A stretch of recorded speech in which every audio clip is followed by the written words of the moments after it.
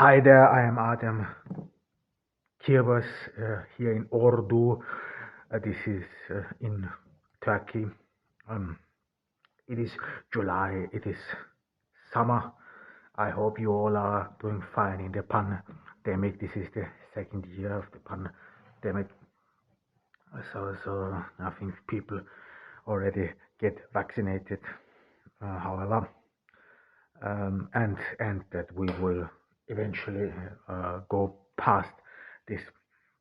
I mean, today I have partially announced that we will talk about environmentalism, but as well as the rise of the left, or how leftism is to be understood in comparison to the baby boomers. I mean, I think it would not make much sense if we would talk about the history of leftism, since this would lead too far, as well as there is enough literature. I mean, leftism beginning with the French Revolution or in Great Britain. However, we rather want to compare it with the baby boomers or make comparisons between baby boomers and millennials. And especially, we want to know what has changed. I mean, this is partially what and why. This is how we ask something scientifically, or no, not only scientifically, but in general. I mean, if you some sort of interested in the world, you should always ask why did this happen, why did that happen, and because this why can then give you an understanding how processes work. I mean, how change comes about, because this is what this is all about. I mean, if you only see the human history is the history of constant changes, and these changes, they do not happen accidentally. I mean, of course, there are some accidental changes, like diseases, pandemics, whereas this pandemic, well, however, was not so accidental than you might think. However, but overall, if you say some political changes and so on, the French Revolution, the American Revolution, and so on, there were some sort of a pretext on it. So this was already brewing for a couple of years, and then something happened in the French Revolution. Indeed, it was the weather or the crops that some sort of peasants starved, and then they pretty much overthrew the landlords, and then this was then accepted in Paris, and so on and so on. So, but in order, if you wanna have a more understanding of the world, more and understand changes, then you should always ask the why and try to make sense of it. And then we to look at changes, and the best way to look at changes is to compare it, and then in this comparison we make conclusions. And today we will try to pinpoint baby boomers and millennials, or how, I would say, rather how in general political affiliation changed. I mean, again, we are in the technological age, and the assumption is, of course, that technological development brought about change. We talked about this, but nevertheless, we will some sort of resume some thoughts we had earlier, and this is, of course, the baby boomer age generation, or what happened after the Second World War. Europe became some sort of apolitical. Then in Europe, nevertheless, the daily life was in a way managed by political parties. This is indeed different to the US, because in US you don't have in that sense party membership. In the US, things happen rather through religious groups, so organization happen through religious groups, memberships, friendships. This is indeed something mm, which is, of course, for a highly developed country, unusual in that sense, because Europe is not that like, or in Europe, people do not socialize and affiliate through religious groups, at least not mainly. However, but in Europe, some sort of political affiliation was always hereditary.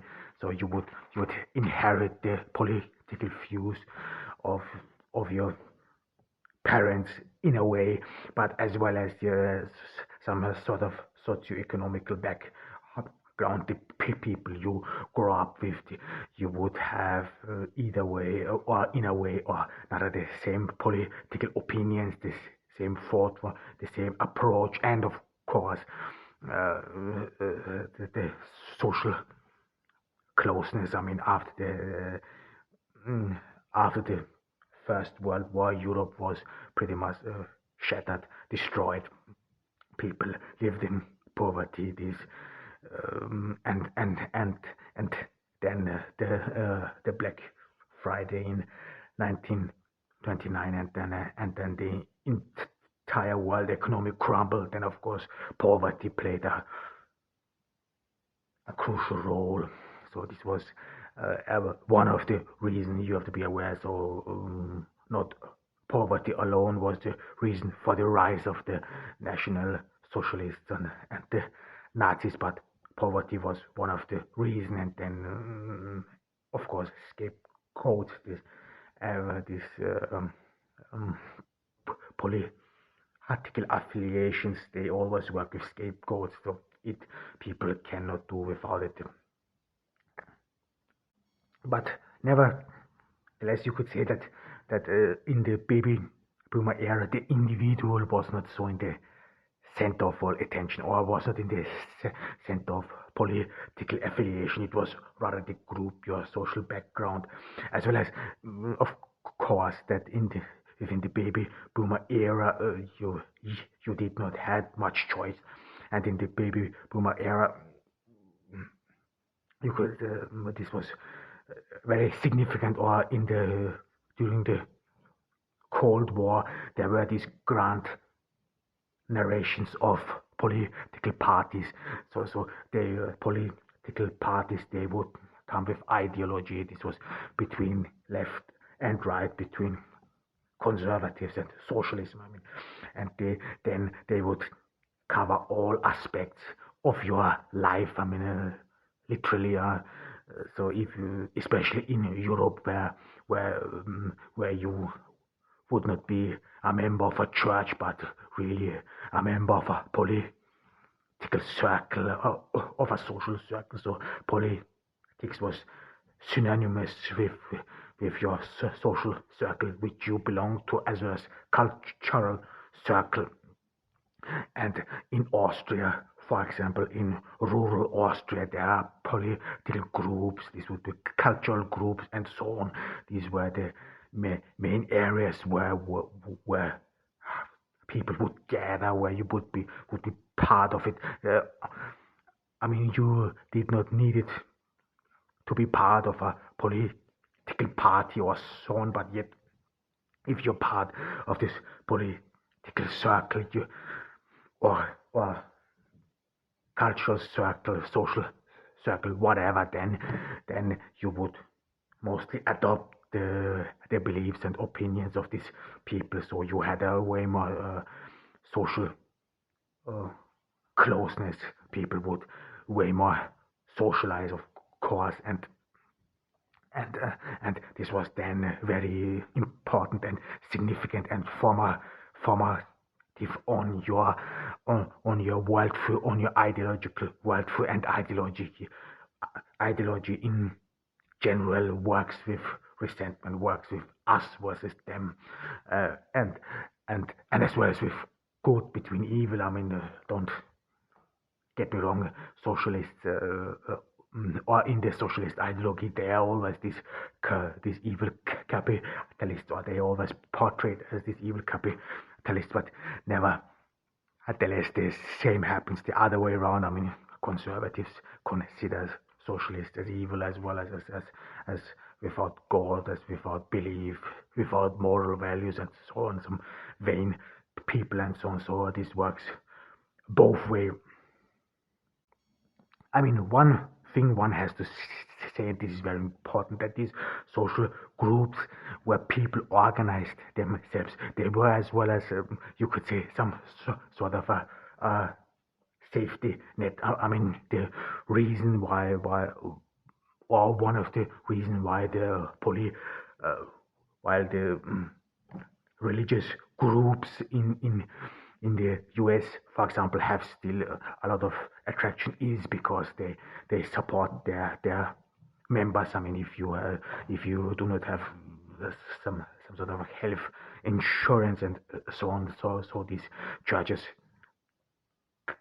cover for that, and the same was some sort of in these social groups in Europe. I mean, of course, there was some sort of a welfare state which was initiated not by the left but by the conservatives in Germany. They started in Germany in under Otto von Bismarck, and this was an attempt to stop stop the stop the influence of communism, so that in a way this welfare or social support made people in a way independent as well, but this was not go too far.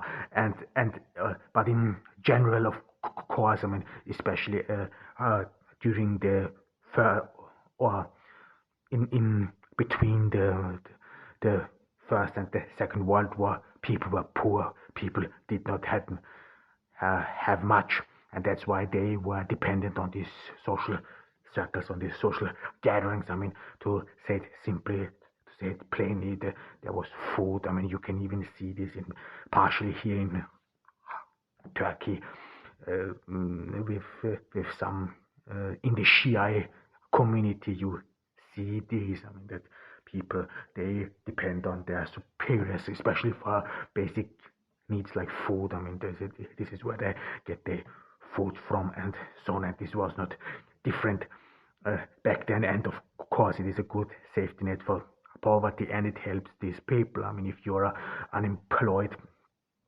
then your chances of getting employment through these social groups was much higher than you might see.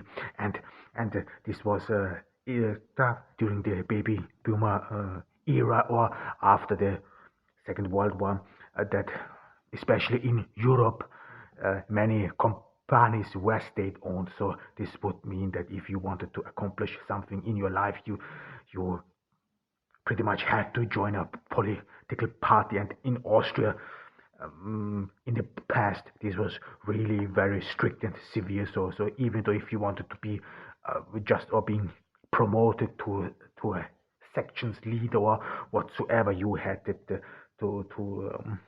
have you had to have some connections, and these connections then meant the political party, because in a way that political system in Austria and so on, this was, or the economic system in that sense, the economic system was rather closed. So because many companies were state-owned, this meant that the company leadership was chosen by the parties, and this was always some sort of a difficult issue, because there were many state companies, and then this political bartering started. I mean, you get the leadership of this company, then, and we get the leadership of this company. This is actually very common in Austria. For example, there this political bartering is significant, and this is part of, you could say, where when things work. This is in Austria especially, there you don't have any checks and balances through the courts. These things, they don't exist, because in Austria poly or